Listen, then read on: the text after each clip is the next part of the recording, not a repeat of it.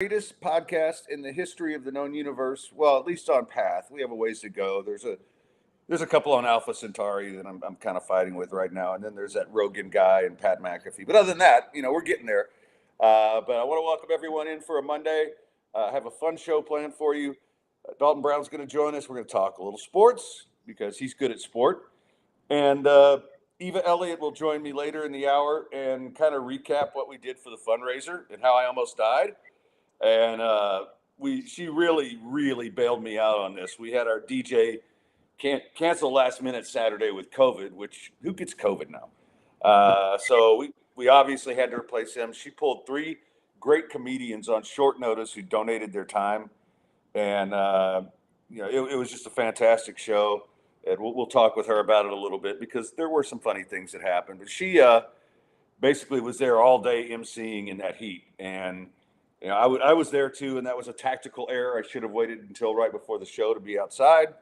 But then again, outside on August 26th, maybe not a good idea. And I appreciate everybody who came out. We raised a lot of money. And I think I did one of the best performances of my career, even though I was almost dead. So a couple things to get to before we start. If you want to support the Falconcast, it's thefalcon@yahoo.com. You can advertise. I have packages as low as $300 a month. If you just want to support the show, now would be a really good time because I spent a little too much on the fundraiser to get everything together on my end. So anyway, thefalconcast@yahoo.com is the email address. You can always hit me up on my old email address. I just don't like being associated with those numbers, but it's still there. And otherwise, we have a lot of great stuff for you. Please support all of our sponsors. Dr. Linville, who I hope to get on today. Lawyer Dave. The Phoenix on Westheimer, which hosted the event Saturday night. Go in there and tell Vu you heard about it on the Falconcast. And right now, they've got a lot of cool stuff going on. After that great event that they put on, we're already talking about our next one. And we're going to do it again, just not outside in August. And they've got so much great stuff going on. Premier League. I mean, that place gets packed. If you like soccer, this is the best soccer bar in Houston. And if I could fight, I would fight anyone that would argue with me on that. Great staff. Camilla took care of us Saturday night. She's one of my favorites. Derek, who helps with the he's a night guy mostly. He's fantastic. Ivy, Bailey, all of them. And they will get you the great meals that Vu has over there. This is not bar food. This is high-end pub food. And it's really good. There's so many great things on the menu. I like the tenderloin sliders. I like the pub pie, the jalapeno chicken, and they've got vegan options for you as well. So get on out there, Phoenix on Westheimer. Check them out. Tell Vu you heard about it here, and he will take care of you. But guess what? Even if you don't, he's gonna take care of you anyway. All right.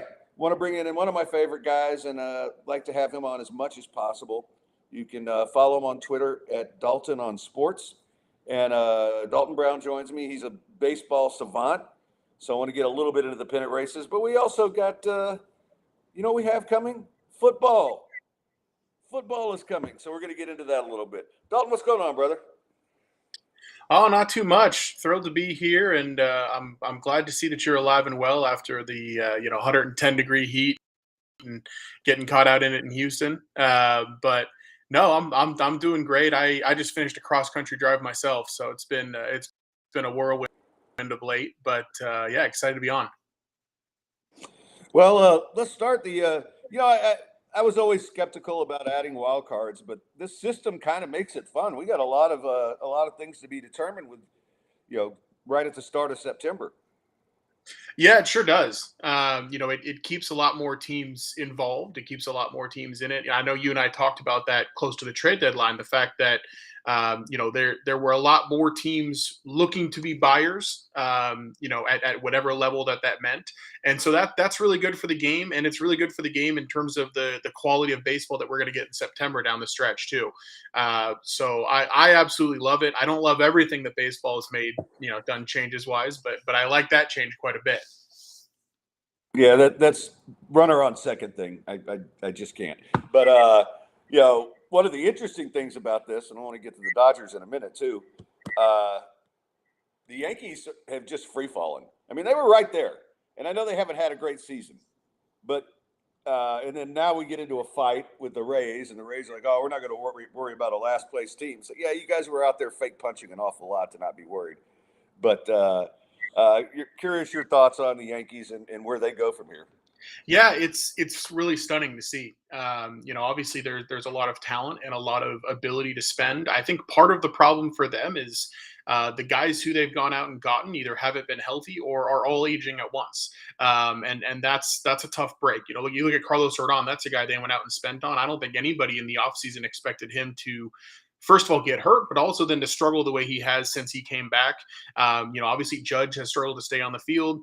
Donaldson basically fell off a cliff. There were all the issues with Rizzo that now seem like they might be related to a concussion that wasn't diagnosed, and there's a whole lot going on there. So I think some of it with the Yankees is just pure bad luck. But some of it is also a lot of players regressing at once. And I didn't even mention Luis Severino, who very quickly turned into Right. one of the worst pitchers in baseball. I didn't see that coming.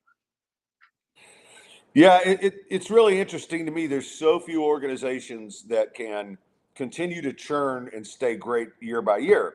And I think we talked about this in the past on other things. But I think you look at the Dodgers and the way that yeah, they'll let a guy walk to go get Freddie Freeman, and then they'll bring in Mookie Betts, but they still have a great farm system, and they're built where some of these guys are at some point they're going to have to make room for them, but they're going to be good every year for a while.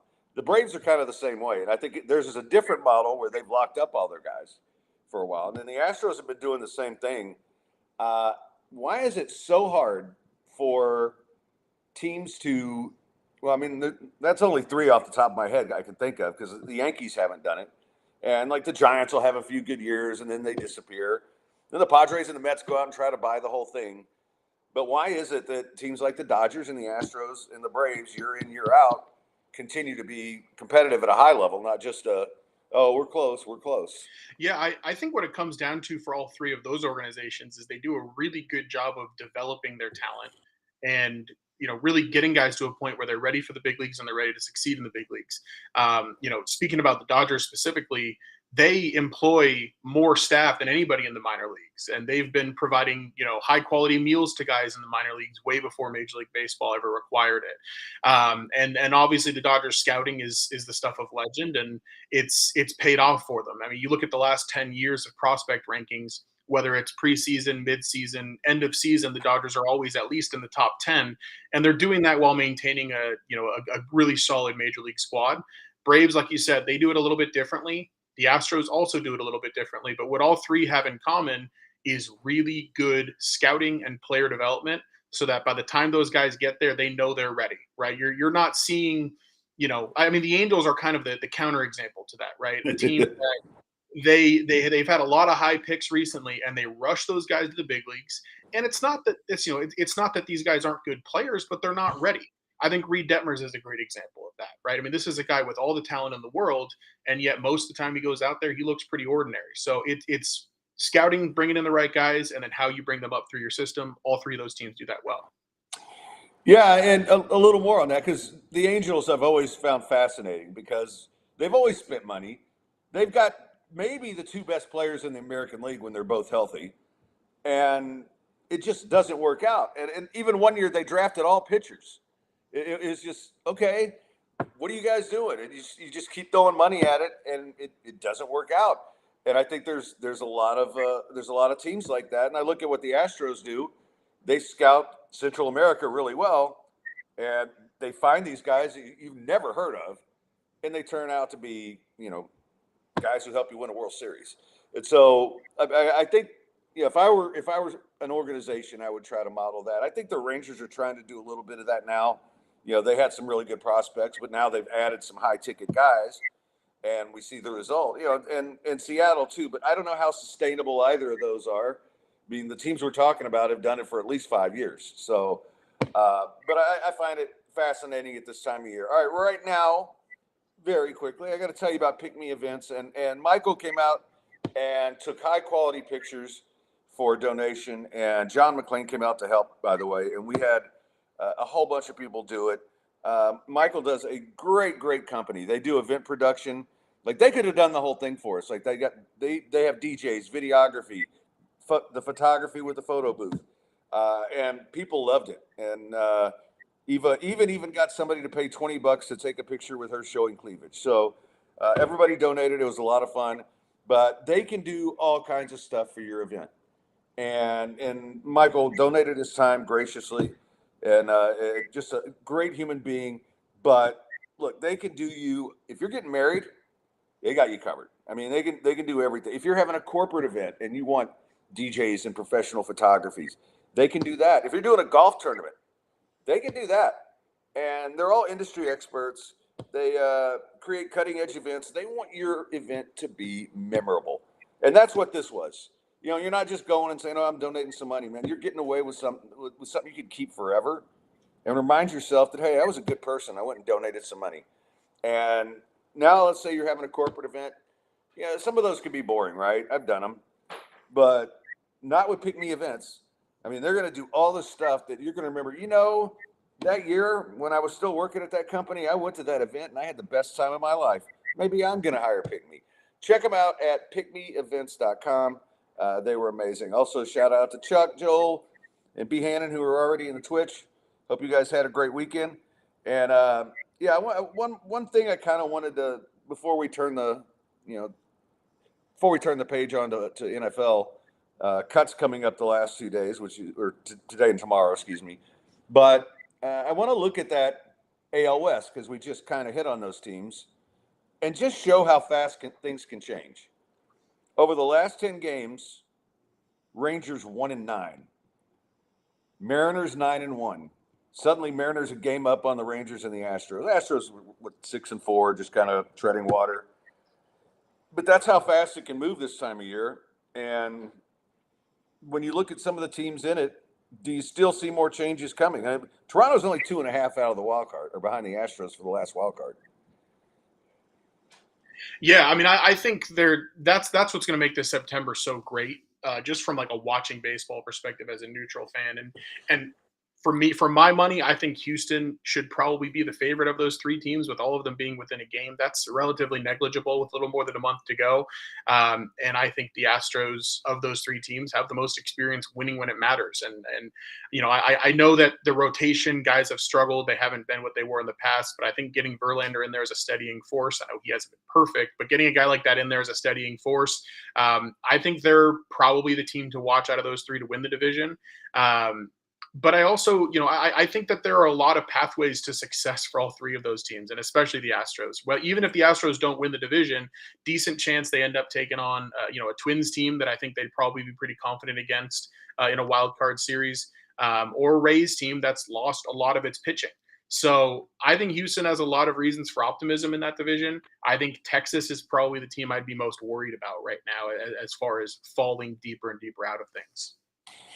Yeah, and that's kind of been a Texas thing for a while. They tend to wear down late. Now, in the past, it was because they were pitching in outdoor stadiums, and you get to August and wear out. I mean, it's somebody who had a heat exhaustion thing on Saturday night, and well, I'll tease a little bit of it, but about halfway through the set when that happened, I'm dizzy. I'm about to fall down, and it was 114 on the stage too. And so, I fortunately we had a middle part where my guitarist sings a song and our girls sing a song. So I had a little break, and I'm pouring water over me, and so I had 5 songs left after that. And between each one, I had to run over and do that. It's just exhausting, and you can't get rid of that feeling. And it used to be that way in Arlington because I'd go to a lot of those games, just sitting in that stadium, and. But I think the difference is this year, you know, they've got the better stadium. I think they've got enough pitching depth. Well, they've got high-end pitching, but I worry about the depth moving forward because that's always important in September. But, you know, it's can they sustain it? I mean, I think they all year long they've felt like they're a year ahead of where they could be. And maybe that turns out to be true. Yeah, I think that's kind of the story of their season. And I think, you know, we don't think of them as being grouped in with teams like the Reds or maybe Miami or some of these teams that have proven to be a year ahead. But I kind of think that's where Texas is right now. It's worth noting that through the first 3-4 months of the season, this team was batting over 300 with runners in scoring position. That's really impressive, but that's also not sustainable. And credit to them for going out and going for it and trading for big name arms and everything else. But Jordan Montgomery, I'm not sure that's a guy I trust in a playoff series. Evaldi has now been hurt for a little while.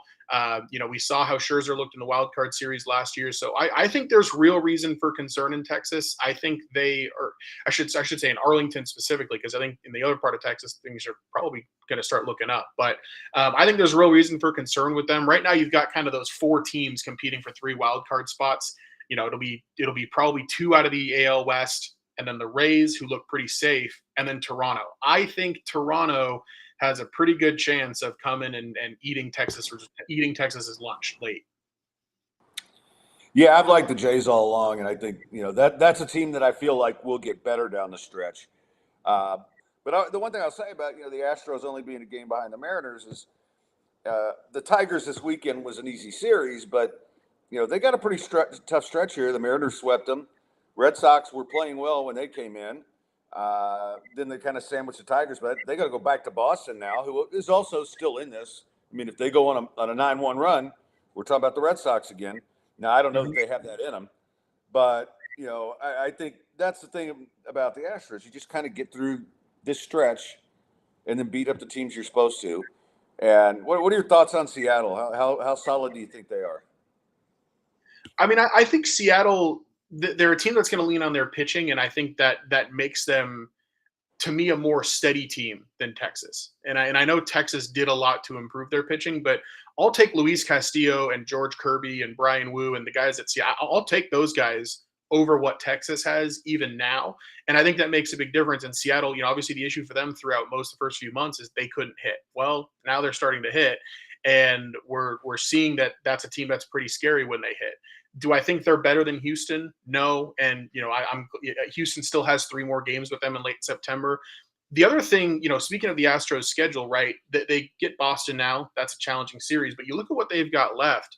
They've got 6 games still with Kansas City. They still have another series with Oakland, and they still get a shot at Seattle near the end of the season. So, I think if Houston can, tread water in Boston, win some games against New York and Texas, they're going to go into a part of their schedule where they might go on a run, and they have a tendency to go on a run when we get to the fall. As you wear the Royals hat, I mean, yeah, they're about as patsy as it comes right now. So yeah, that's the thing. I mentioned this a couple weeks ago. I think I was on with Brandon. It's just like this stretch right here. You look up, it's pretty tough, other than that Tiger series. But then after that, that's where you do your damage. And shout out to Day One Donna, who's here. Day One Donna is an underwriter on the show. She donated just like you can do. And Rain Man, good to see you guys.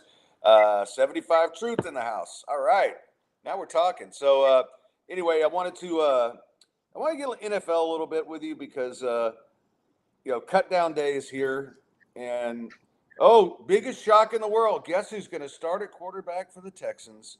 C.J. Stroud. None of us ever guessed that. And of course, every news outlet's reporting it like it's news. The guy has been first team every practice since the OTAs. He started all the preseason games. Yeah, I didn't give up a number 2 pick for him without saying, okay, this is going to be our guy. Oh no, we want Davis Mills. So so that was some news. And I've been watching kind of the cut wire. No real surprises yet. But I'll let you put your GM hat on. How close are you watching these cuts for guys that you can find to fit what you do as a roster? And are you looking for, street free agents, or are you looking for guys who were high draft picks who didn't do very well? Yeah, I mean, I don't watch the cut wire as closely as I watch some other things, but I think if you're sort of trolling it for potential roster ads, I think guys who were, let's say top 4 round picks in the past, that's a pretty good place to look. Those are guys who, there's talent there, and maybe it just didn't work in that system. Obviously, like an extreme example of that, I know it wasn't a roster cut, but it was close to it. Trey Lance, right, with the 49ers. A guy like that, I can understand wanting to take a bit of a chance on. But, unfortunately, for the most part, these guys who are getting cut are practice squad guys, and a lot of them will probably stay that way. And it's a sad day, right? I mean, it's tough. You see all these Schefter tweets coming through, and you're just watching guys, dreams get crushed, at least for now. So I view cut day as mostly a sad day, but I'm sure there are a few guys out there that'll get picked up. Yeah, the Trey Lance thing is interesting to me because, the 49ers are a pretty well-run organization, but that was obviously a huge draft gaffe. And now they're having trouble getting their best defensive player signed. And, this is a team that fancies itself as a Super Bowl contender. And suddenly it's just like, man, you got to get this stuff together. But the Lance thing, boy, if you're looking at that quarterback room and he can't beat out any of those guys, I think it's probably time to admit you made a mistake. But to get a 4th-round pick back, and for the Cowboys, I found it a little weird. I mean, Dak's, how do I put this? Not the most mentally stable guy in the world. Do you really want to bring in somebody who was the 3rd overall pick, who you might want to develop? And how is Dak going to handle that? Now, he gets hurt a lot, but I mean, I don't know if Trey Lance is capable of playing in the NFL. I mean, all we know about him is a few games, and he got drafted high, and he's a really nice athlete. But boy, for Kyle Shanahan to spit it out on him, that tells you something. Yeah, no, I think from Dallas's perspective, I got to imagine they're just looking at it as a bit of a lottery ticket, where it's hey, we know there's physical talent here, we know that it's really raw, and I think San Francisco, and this was kind of the error in their thinking from the first place, they're in a win now place. That roster's ready to win now, if they have a quarterback who's good enough. Now, I wonder if they just really believe in Brock Purdy and they're really bought into what they saw last year. From everything I'm hearing, he's going to be healthy and good to go. So if Brock Purdy's the real deal, then I guess no harm done. But it's really, it's not a great look for them at all. As far as Dak's concerned, I get kind of the same feeling you do about him from a personality perspective. I wonder if Dallas wants to spin it as, "Hey, we're putting a great athlete behind you. Like, we need better decisions made." And he's talked a lot about cutting down interceptions this year, so maybe it gives him a little bit of a kick in the ass, and it helps in that sense. But I'm not so sure. All right, let me give you a best case scenario for the Cowboys. Dak's having a great year. Hurts the ankle, out for about 6 weeks. Trey Lance comes in and goes like 5-1 and looks fantastic. And then Dak comes back and leads them deep in the playoffs. And suddenly you're talking about that lottery ticket. You gave up a 4th-rounder for this guy.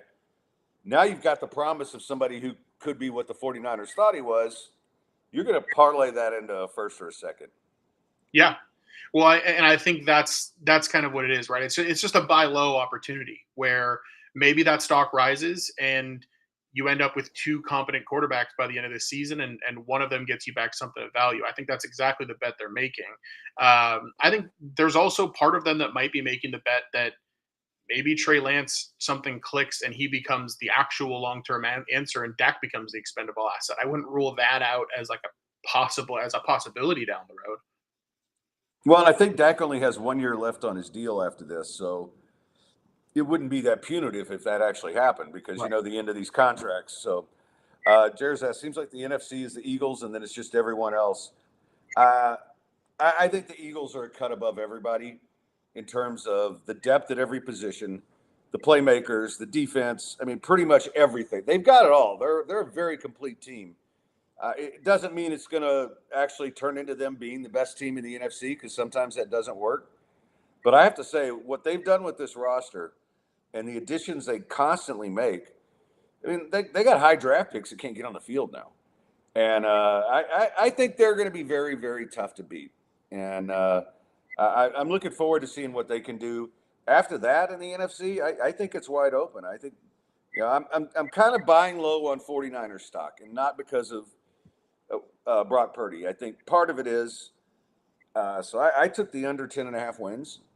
And the reasoning is they haven't just had these issues at quarterback, and who knows who's going to wind up playing because they all get hurt. The whole Bosa thing, who knows how that's going to play out. But more importantly, the erosion of the coaching staff over the last few years. Mike McDaniel's in Miami, and D'Amico Ryans and Robert Saleh, those guys are gone. It doesn't mean that they're not going to still be great, but I do think that there has been some erosion on that side of the ball. Yeah, I thought you did a really good job. It's funny because I read your article at Betting Predators that came out this morning where you mentioned that under, and I thought it was pretty shrewd, the angle to take it from, because I hadn't really thought about that coaching staff angle, and it makes a lot of sense. Obviously, Shanahan is known as, an offensive guru, an offensive savant, but he's always had that defensive guy in the room who seems to be one of the best in the league, whether that's Sala or whether that's D'Amico Ryans. Maybe they've got something up their sleeve, but I think that's a fair concern. I do think Bosa will be back with the team. I struggle to believe that that's going to actually be an issue that persists into the season. But I think from a scheme standpoint and from a how do we react to injury standpoint, there could be a little bit of erosion there. And I think the rest of the NFC West has been listening all offseason to people talking about how none of these teams are remotely competitive. I'm a Rams fan. The Rams are not any good, but you still have Yeah. Matthew Stafford and Cooper Kupp and Cam Akers and some weapons. And Sean McVay. Yeah. And I mean, look, the Rams get San Francisco at home week 2. If San Francisco walks in there thinking they've got an automatic win and blah, blah, blah, that Rams plus 4.5 could start to look, pretty appealing. If they're a team that feels like the whole world's against them. So I think the Seahawks too, right? I mean, the Seahawks are pretty offensively powerful. So I think San Francisco probably might get.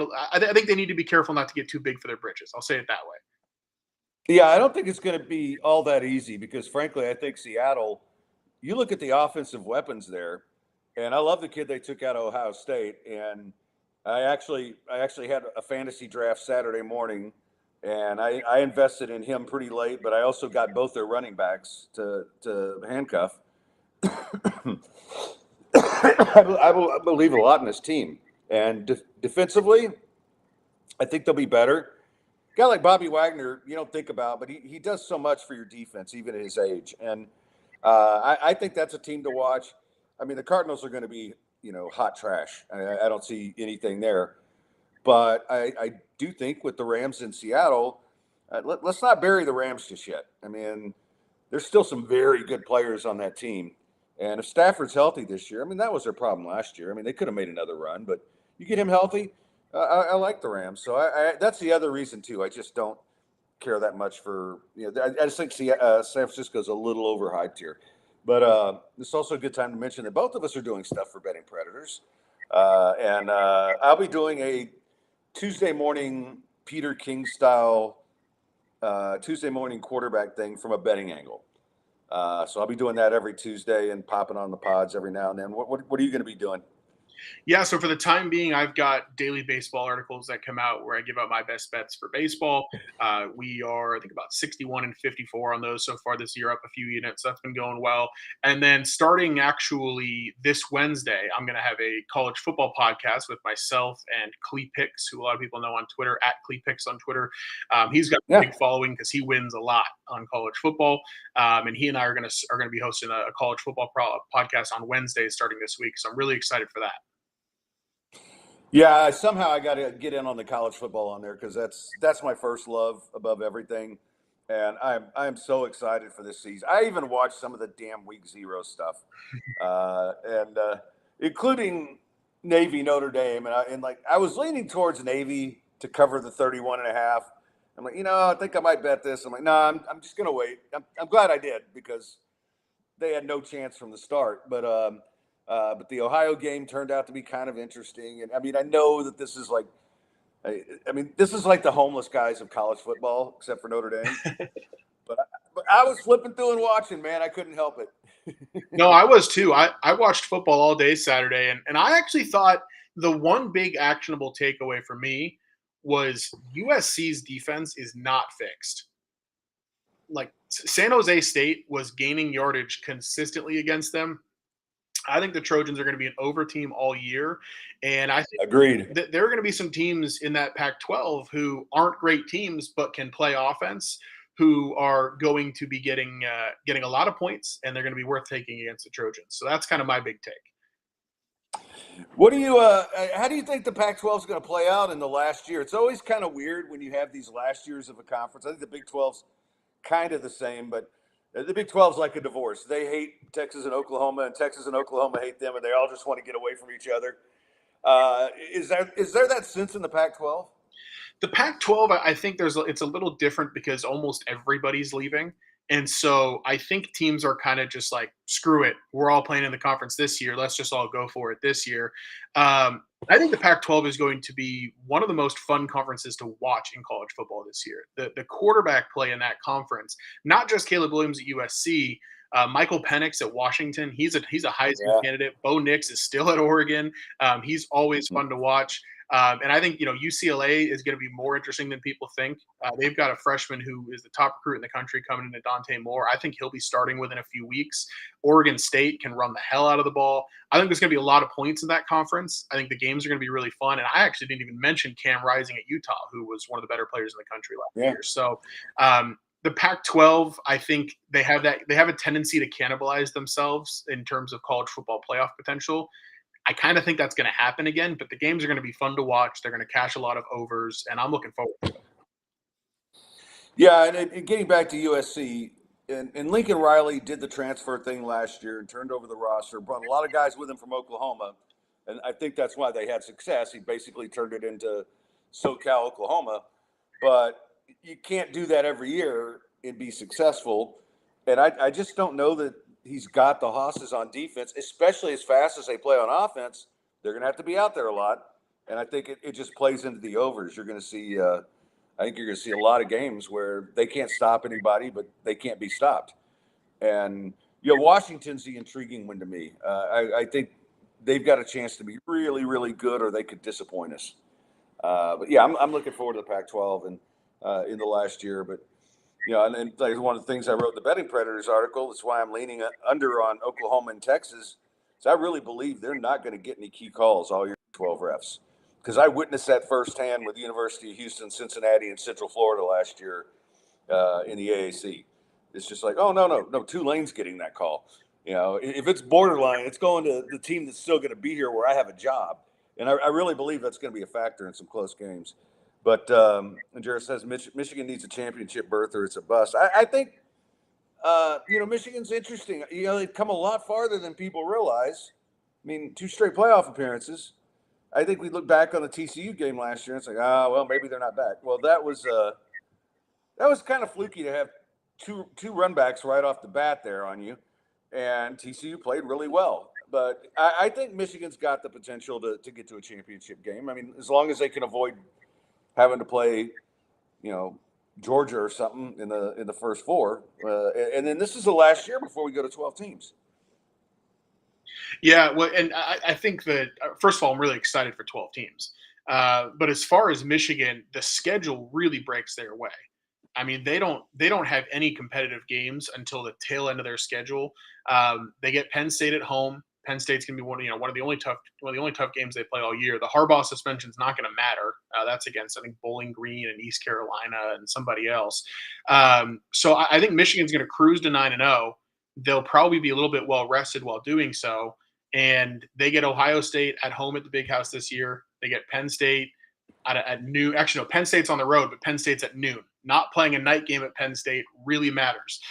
So I think Michigan has a really good chance to run the table and head into the Big Ten championship game, maybe not even needing to win it.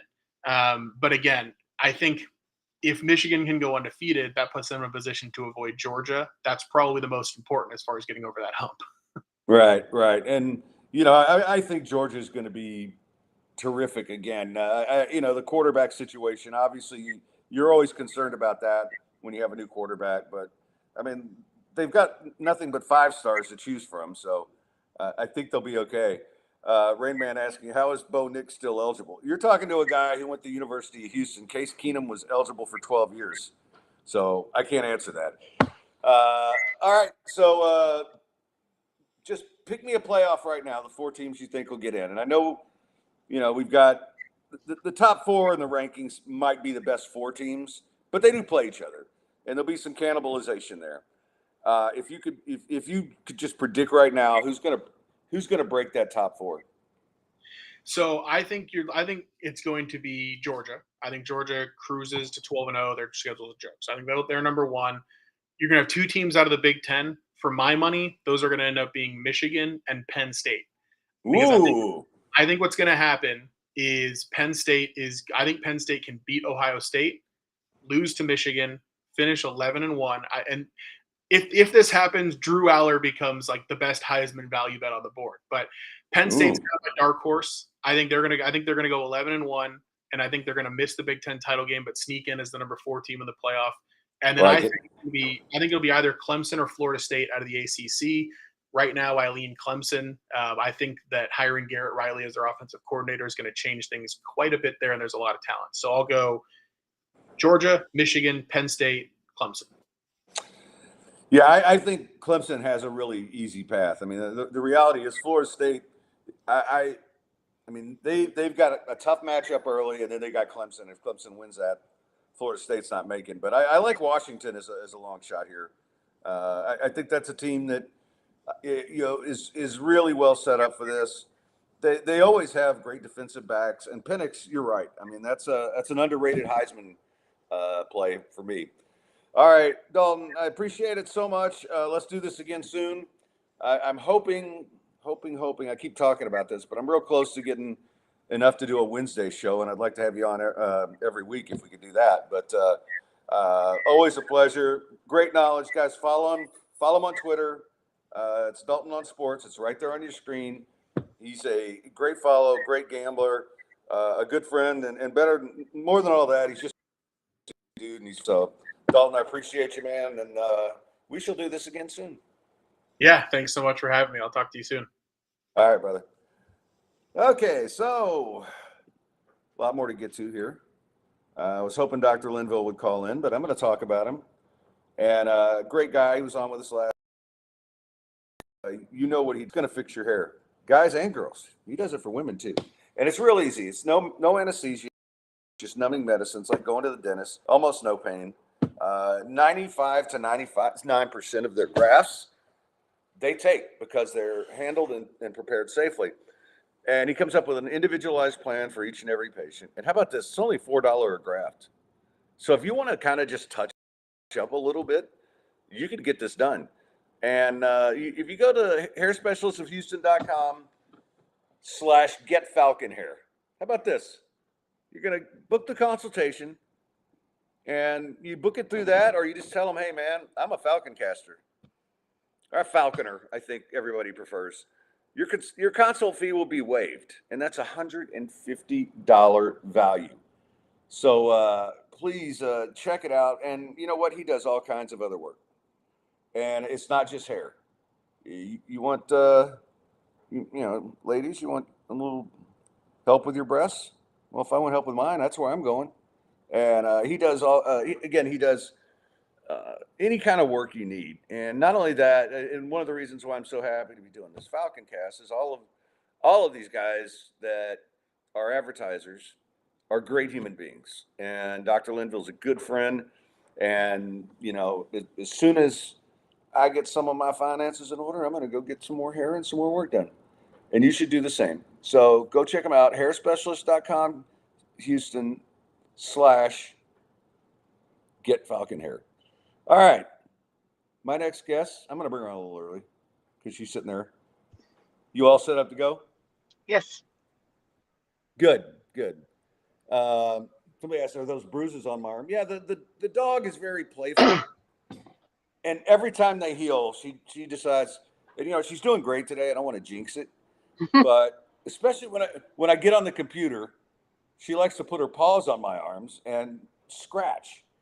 Like she wants to get on the computer. I'm like, and I need to get her paws trimmed. But yeah, they're not bruises, they're dog scratches that almost heal. And like she knows it somehow. She knows right when they're about to heal, and then she opens them up again. So anyway, Eva Elliott is. Sorry, go ahead. I was to say, I think that dog is pretty representative of your relationships with women, right? I mentioned Saturday night how Eva wouldn't have a comedy set left if I ever had a date, and I had two potentials, and they both just flamed out. So I'm done again. So Eva has all kinds of stuff to make fun of me for, which is great. But I want to start off by saying Eva saved my ass twice on Saturday. And it was a great event, but, being outdoors was not ideal. But first off, the day of, our DJ texted me that he's got COVID. He can't come. And so I texted Eva and she says, don't worry, I'll get you some comics. And she got us 3 really good comics, headliners, on no notice, who donated their time for free to come out there. And, so that was the first thing. And then she sat out there all day, as did I, but she was performing most of the time. And introduced the acts, MC that they did a magnificent job, made everybody laugh. I mean, I'd heard a few of the jokes before, but there was some stuff I hadn't heard. But it was amazing. She just did an incredible job. And if you would tell people a little bit about the 3 comedians that came on, because Absolutely, yeah. Just to help them out, because they just donated their time and they were happy to do it. Oh yeah, no, they were 3. I was really fortunate. I reached out to some people, and I got 3 really hard hitters, Houston comics. We had Patrick Eady, we had Connor Carter, we had Shawn Michael Sorley, and Sean brought his service dog, which because he doesn't go anywhere without a service dog. He's a veteran, and he has a service dog with him, and really just all 3 of them just knocked it out of the park for getting a call. It was really effectively about an hour before I wanted them to go on stage, and do it for free. And do it out in the heat. And it's last minute. But they all, and they're professionals. They're guys who are doing this all around Houston. I'm delighted anytime I get to share the stage with them. In fact, all 3 of them have done my show at Rock Newton's that I do on Tuesday nights. They've all been there. They'll all be back for that show. But you can catch all of them all around Houston, and even some parts a little further out of town. They're around. So good guys to catch. I highly recommend everybody follow them.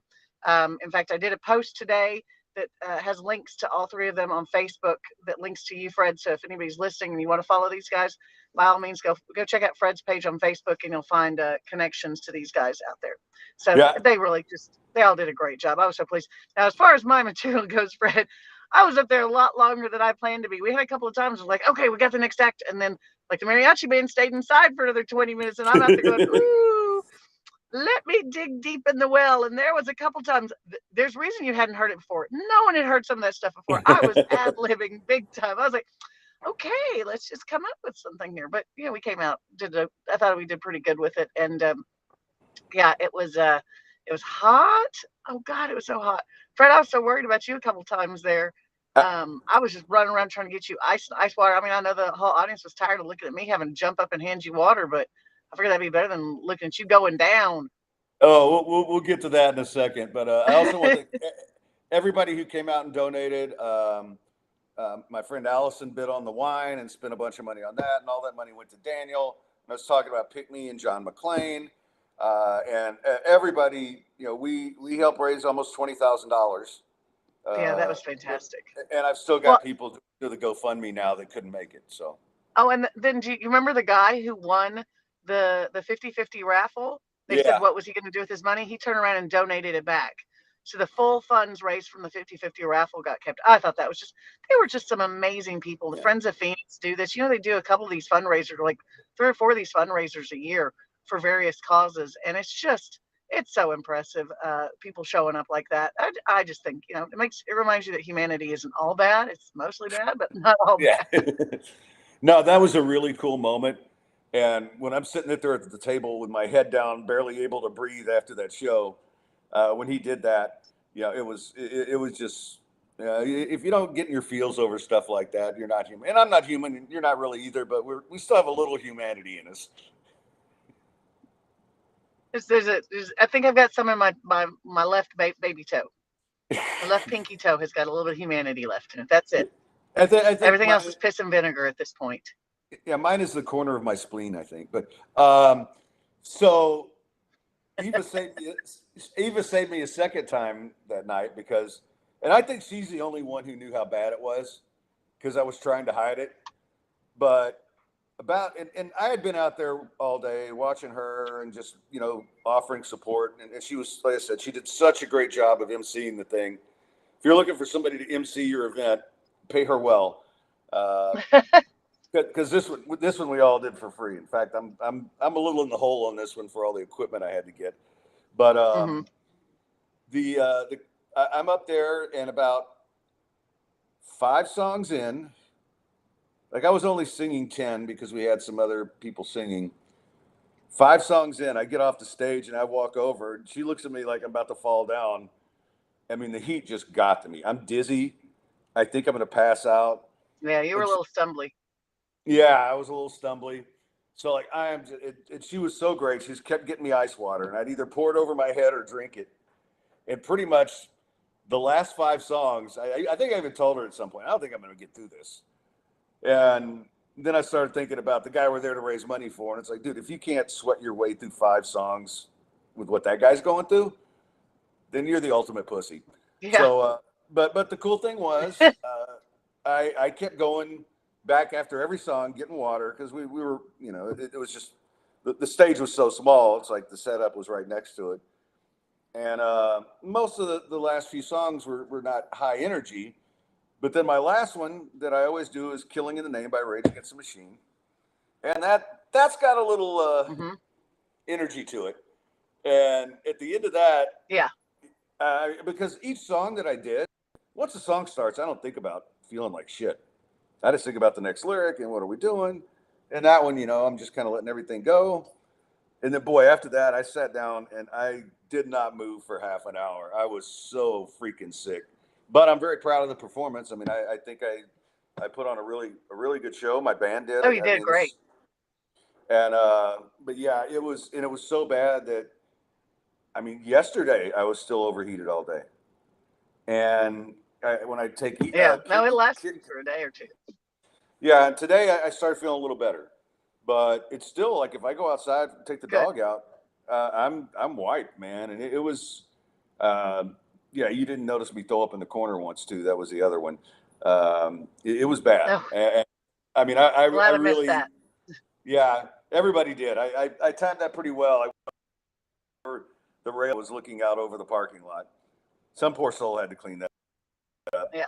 But the other problem is I hadn't eaten anything, so Oh, wasn't well. much there. Yeah. But yeah, no, it was but such a great event. Yeah.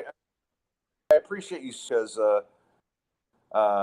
man, you kept everybody entertained, and we had a couple people there that I didn't know that just wouldn't leave when you'd go on stage. They go out inside, and then what if they saw you back on stage? They were out there to hear you again. Yeah. Well, I dressed the part too. That doesn't hurt. Yeah, yeah, you had the No, we had a good you had time. the attention. Well, Well, also dressed for the heat. You know, I knew how to dress for it. So I'm pretty heat acclimated because my day job is in construction. So, I was fine being out there all day. I mean, except what's crazy is I went afterwards because I didn't because I was sweating so much I didn't have to go to the bathroom the whole day, which is scary. But so when I finally got home, I went to the bathroom and I looked in the mirror and my eye makeup was all smeared. And I was wearing waterproof eye makeup, but it was all smeared down. I was like, oh, bless their hearts. All these people think that Fred's punched him in the eyes because I have black eyes from it. It was a really good. Yeah, I'd been making fun of you earlier in the day when I started seeing you were getting a little hot. I was like, okay, I can't make fun of Fred anymore. He's just a sad old man who over there sweating his dick off. well, I mean, if I was going to die, it was going to be for a good cause. There's that. Well, and Fred, we know you're going to die with a microphone in your hand. That's one thing we all know.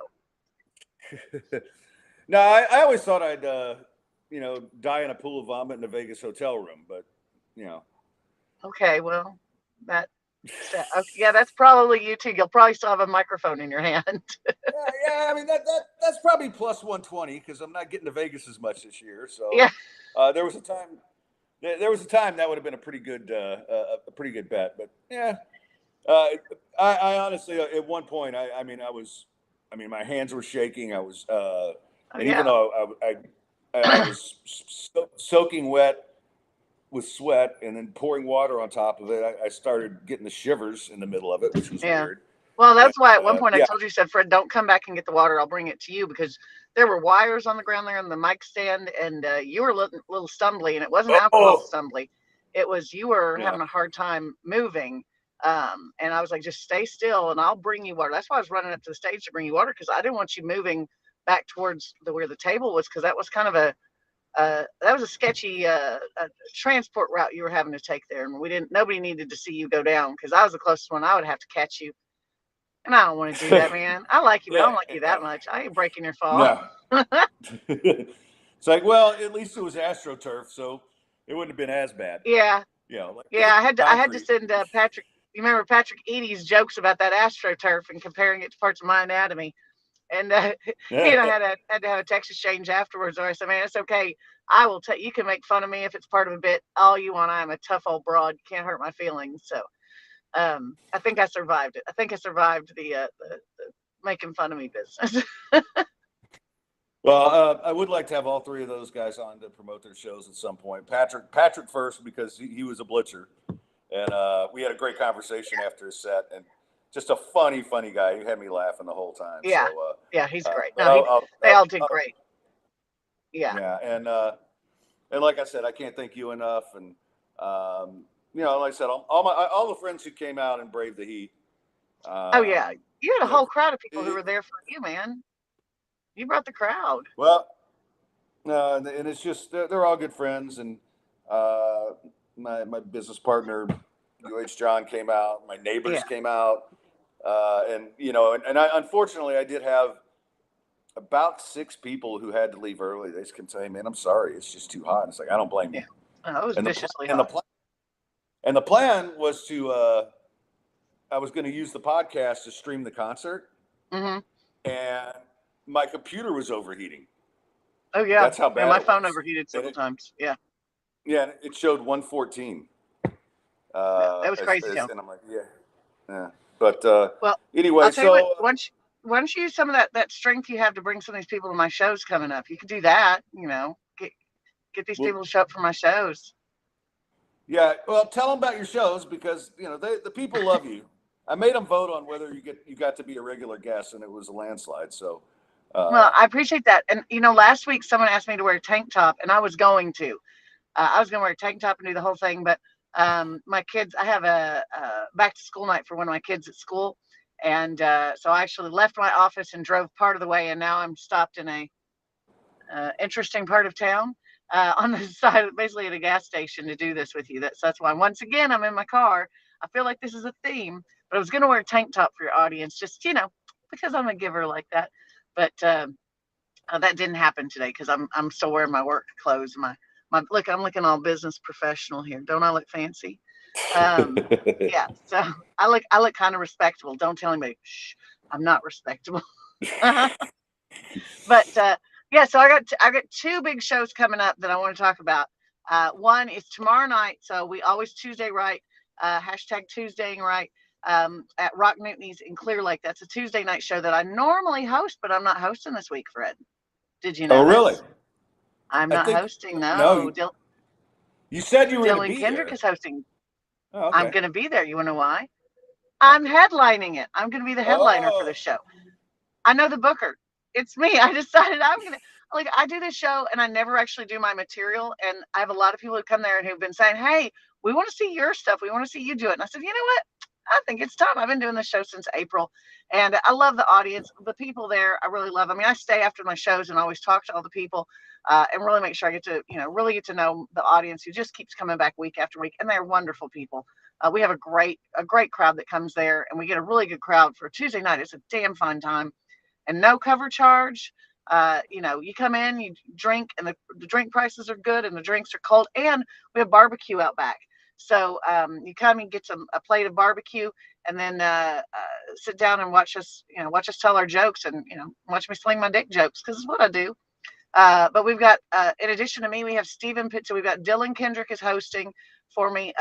Stephen Padilla is also going to be on the stage. Stephen is a veteran who does a show at the VFW.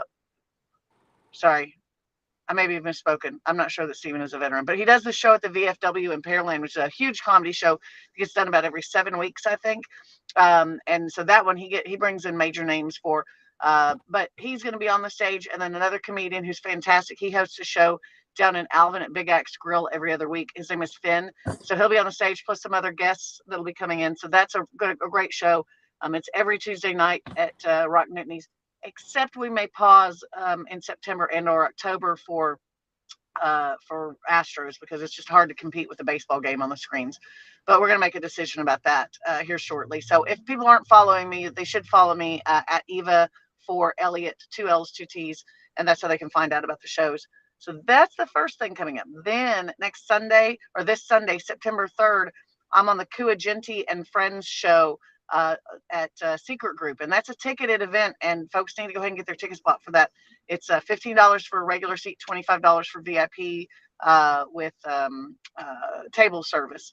So that's going to be a big show, and that's got Corliss DeLeon, Corliss DeLorean, Trey Love, Koo, and oh hell, I don't have the names of everybody else committed to memory. Fred, I'm getting old. My memory's not that great anymore. But go check me out on social media. I'm on Instagram and Facebook, and I'll put up a post for that for everybody. And maybe I'll even put a post for it to link to you, Fred, so your followers can see it.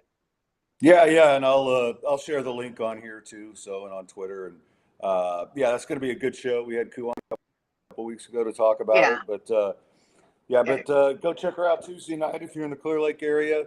And downtown on the 3rd at Secret Group, where I know a lot of you go because I used to see a lot of you there. So, all right. Well, Eva, great stuff. Thank you for helping save my life. You know, we didn't do the ask Fred a question. I said last week we were going to ask you a question. So have we run out of time? Can I make it a 2-minute? You can answer. Well, you can answer this quick. My question is fast. Okay. Why do you keep chasing women in their 30s, Fred? Because I'm trying to get the apple off the tree before it gets rotten. Dude, they don't get much more rotten than you. You need to pick one. You need to roll around on the ground you're already on and just roll up to one already rotten right there next to you. I'm just going through different decades right now. Okay, I tried 50s, that didn't work. I'm trying 30s, so maybe 40s this time. I've only dated one 40-something. Okay. And that ended badly, but at least it started well. Well, they all start well. No, they all start well. They all freaking love me when they first meet me, and then the next day it's like, ooh, no, I can't. Then you need to start with someone who hates you, and maybe they'll learn to love you. Yeah, that never works. It just grows the. All right, Fred, I had to ask you that question. Every week I'm going to ask you a question that you don't like. All right, I didn't like that one, but that's okay. So. But your fans will love it because they like you to be tortured a little bit. There you see AJ beating me up, and guys, if you've been there Saturday, she was like a female AJ. It was like one parry, one stab, one parry. Oh, bang you over the head with a club. Yeah, you guys would have liked it. All right, I gotta let you go. Take care. Thank you again so much. Bye, babe.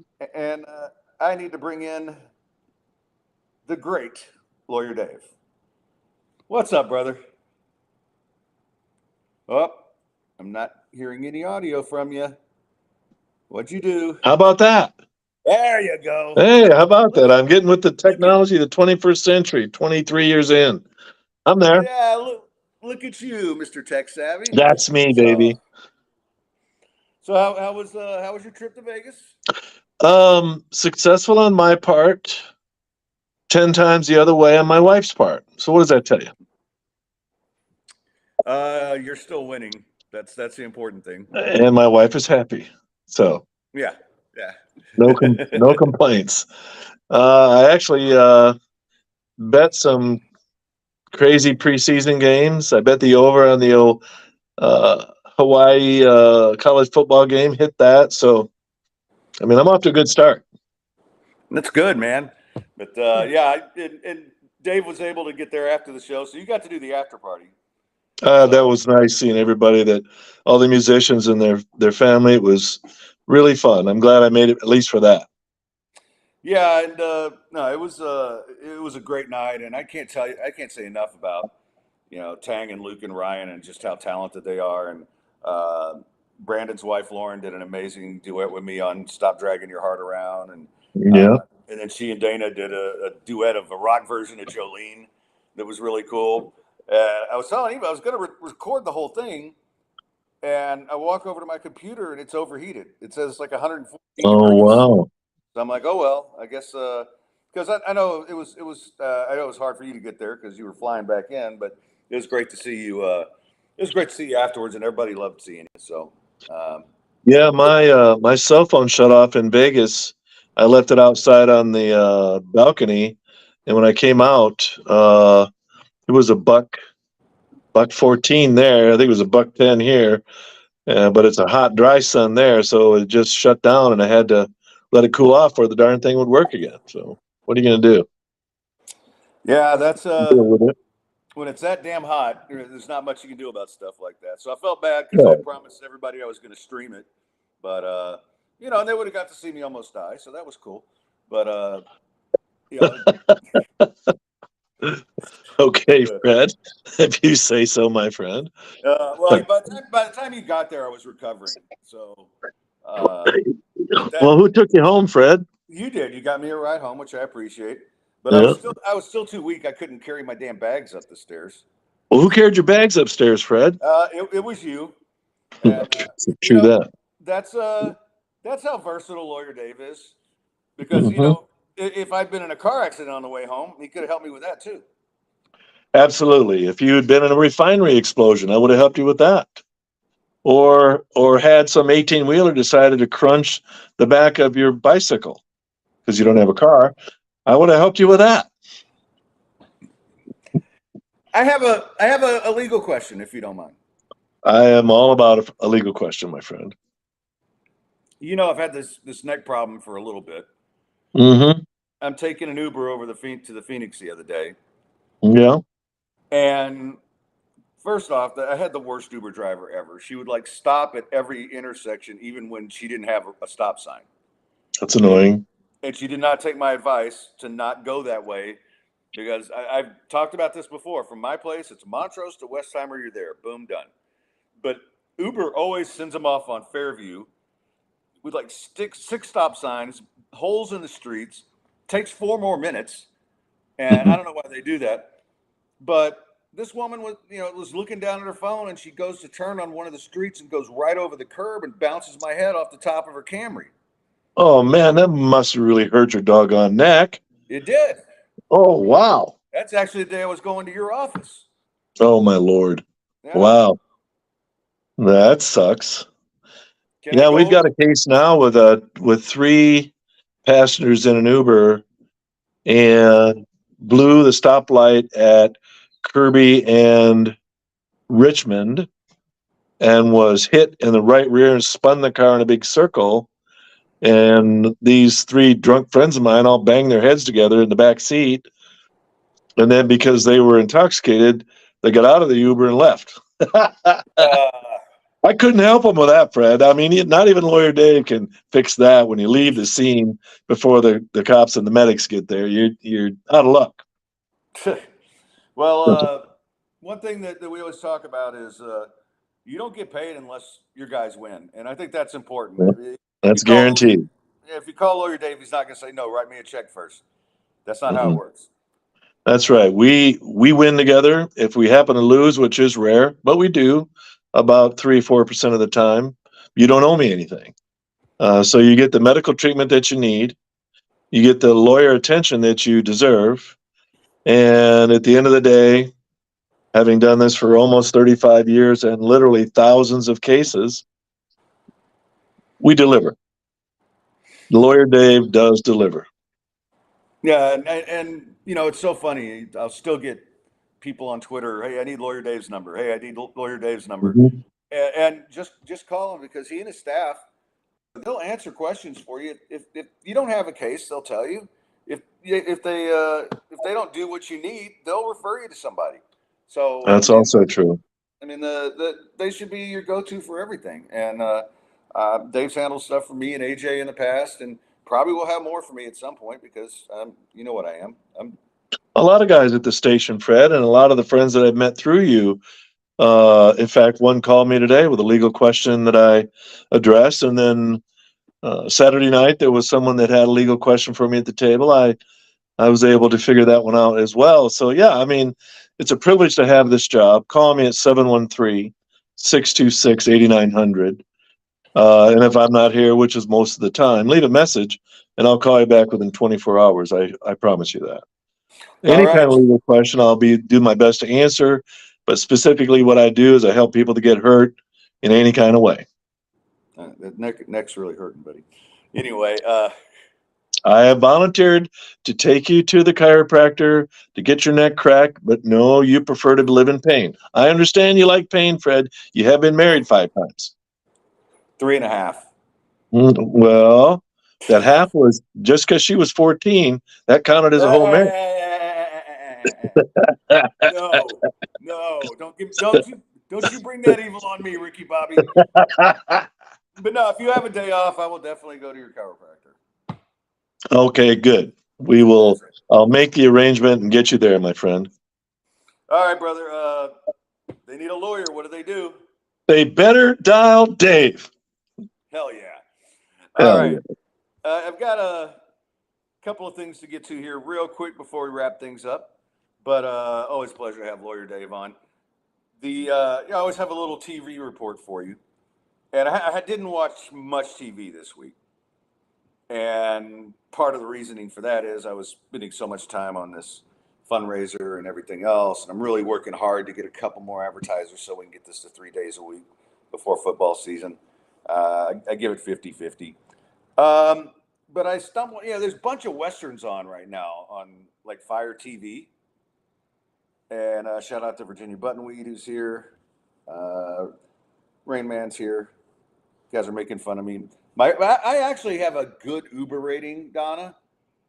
Like I'm like 4.95, and I've only had one guy give me a bad review in my life, and he gave me 1 star. So you know how long it took me to get over 4 after that? And this guy, I was going from Sonny's Bar downtown to PJ's, which is real simple. It's Smith to West Gray, and you're there. And the guy's saying the GPS says get on I-10, which is a complete opposite direction. And I'm like telling him, no, dude, just do this. And he's like, I must go with GPS. I must go with GPS. I'm like, all right, you're going to take me half to Baytown here for a 5-minute trip. And damned if he didn't do it. And then he's bitching at me the whole way. Why you not telling me? Why you not telling me? I'm like, I told you. I told you exactly where to go. And, I did it in a nice way, too, because some of these guys get real sensitive. And, so that's why I have, I think he was high or something. Like most of my Amazon drivers that deliver stuff are high, but I don't expect it out of the Uber drivers. Although there was one night that a friend of mine were out, and our Uber driver was really cool. And as a tip, back when I lived at the old place, we took him in the garage and got high. So there's that. Anyway, I came across a movie, and it wasn't the greatest quality movie of all time, but it was called Gunfight at Rio Bravo. And so I'm like, I already saw that movie. It was actually called Rio Bravo. But no, it turns out it's about some Russian badass gunman, and there's a big gunfight. But it was based on, it wasn't true, but it was based on a real guy who fought in the Russian wars and then came over and fought in the Civil War for as some of the Southerners like to call it, the War of Northern Aggression. But he fought for them and was a general and fought a bunch of big battles. And there's a great history on him. And I think I was more interested in this guy's backstory than I was the fiction movie. But his name was Ivan Vasilyevich Turkinov, or Ivan Turkin. And he changed his name while he was friends with Abraham Lincoln because he was part of the rape of Athens. And he got promoted. At first they discharged him, but then Lincoln promoted him to general because they couldn't discharge a general. It's a fascinating story. Movie's okay. A lot of shooting, a lot of people getting blown up, a lot of bad acting, but that's kind of what I like. All right, I'm going to tell you about Lanham Industries. And guys, this is the place to go for everything you need in Lake Livingston. A quality service for your vacation home. They've got great consultation services that are going to help you find the right home and the location. And hopefully by Thursday, I'll have more news on this, but it looks like the big deal I've been waiting for is going to come through. So guess who I'm calling? You can get the right decor and theme. And if you're not going to be out there, you're going to need help, right? Well, how about this? Cleaning, lawn care, maintenance, inventory management, property management. All those services are available. Veteran owned and operated, highly trained and dedicated crew, 5-star rating from guests and owners. And better yet, Andrew's a blitzer or a Falconer now. You want to call it. You can give him a call at 936-581-6166 or 346-773-9577. Best thing is just go online to lanhamindustries.com. Find out about all the great services they provide. Great supporters of the podcast. And more than happy, if you can't remember any of that, just hit me up at my email address, which is on the bottom of the screen, and I will get you in touch with them. All right, time for final thoughts. And we're on animals again today because I didn't even know these existed. But a rare spotless giraffe was born in a Tennessee zoo. And it basically is just brown. It looks like a dog with a long neck. But I'm wondering, is this the albino equivalent of a giraffe? And does anybody see albinos anymore? Are they extinct? I can't remember the last time I saw. I can't remember the last time I saw an albino. So, I mean, you know what's going to happen? This poor guy. Other giraffes are going to make fun of him. They're going to bully him, and you don't look like us. And then, of course, like the most beautiful giraffe will befriend him, and he'll mate with her. And then we'll have a bunch more of just brown giraffes. All right, our last story. We're going to go from giraffes to reindeer. And this is apparently kind of a serious problem in Norway. They're having to rebuild their reindeer fence at the border because the animals keep going into Russia. And every time one of them goes in there, Norway has to pay for whatever food, the grazing land. They have to pay rent on that. So 42 reindeer have crossed into Russia seeking better pastures and grazing land. Now, I don't know why they hate Norway. That's just, a reindeer thing. But the construction is going to cost them $348,000 US. So I'm guessing what they're having to pay in fines is more. Anyway, all right, that's going to wrap it up today, guys. So good to see you all. We'll be back on Thursday. Football is almost here. And, college football technically is here, but it's really here this weekend. So I appreciate everyone tuning in. I miss all you guys. And, hopefully I get an event where both you guys can get out to it and not fry to death, because I don't want that. Can't thank Eva enough, man. She's a really good friend, and she's been so helpful and really helped us bail out that event and raise a bunch of money. So thanks to her, thanks to all our sponsors, thanks to you guys the most, and have a great day. And until I see you Thursday, stay sportsy, Gulf Coast bitches.